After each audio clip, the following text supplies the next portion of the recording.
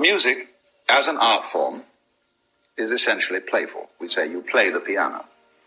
You don't work the piano. Why?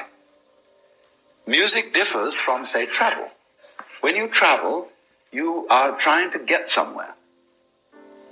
And of course, we, because being a very compulsive and purposive culture, are busy getting everywhere faster and faster and faster till we eliminate the distance between places.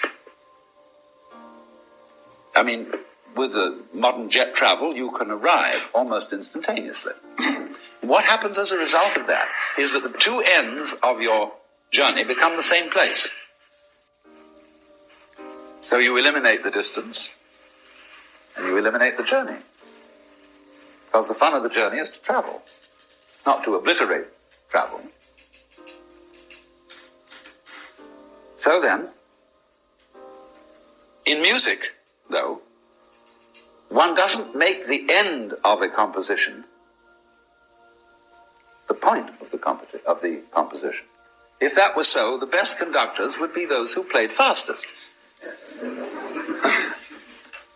And there would be composers who wrote only finales. People go to a concert just to hear one crashing chord, because that's the end. Same way in dancing. You don't aim at a particular spot in the room. That's where you should arrive. The whole point of the dancing is the dance.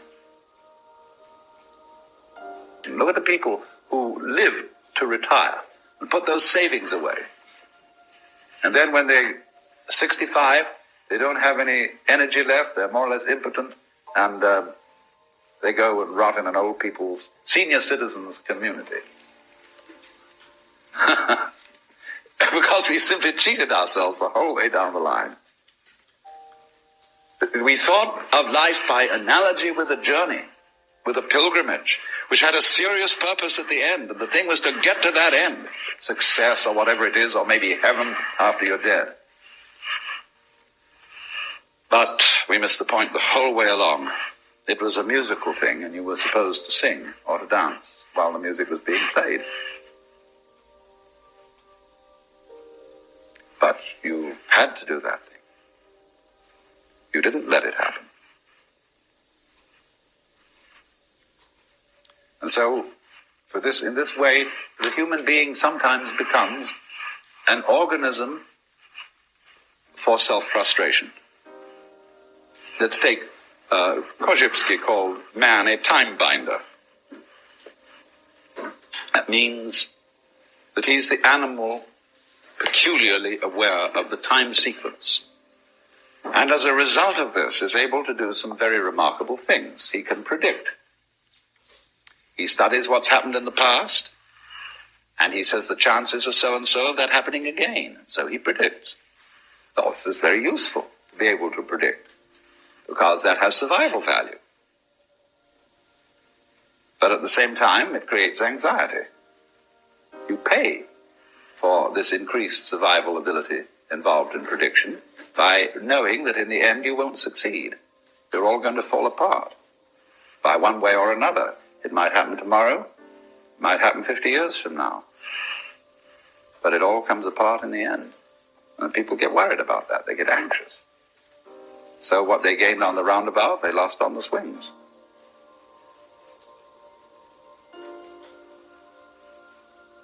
So then, if you see, on the other hand, that existence, this is, as I said, my basic metaphysical assumption, which I won't conceal from you, that existence is musical in nature. That is to say that it is not serious. It is the play of all kinds of patterns. We can look upon different creatures as we look at different games, as we look at chess, checkers, backgammon, tennis. There's the tree game, the beetle game, the grass game. Or you can look at them as you look at different styles of music, mazurkas, waltzes, sonata, etc., etc., all down the line. There are all these different things doing their stuff. And we're doing that. Now, existence, you see, is something that is spontaneous. The Chinese word for nature, zhiran, means that which happens of itself. Your hair grows by itself. Your heart beats by itself. You breathe pretty much by itself. Your glands secrete their essences by themselves. You don't have voluntary control over these things. So we say it happens spontaneously. So when you go to sleep and you try to go to sleep, you interfere with the spontaneous process of going to sleep. Try to breathe, real hard, and you find you get balled up in your breathing. So, if you're going to be human, you just have to trust yourself to have bowel movements and go to sleep and digest your food. Of course, if something goes seriously wrong and you need a surgeon, that's another matter. But by and large, the healthy human being doesn't, right from the start of life, need surgical interference. And he lets it happen by itself. So with the whole picture, that is fundamental to it. You've got to let go and let it happen. Because if you don't, you're going to be all clutched up. You're going to be constantly trying to do what can happen healthily only if you don't try.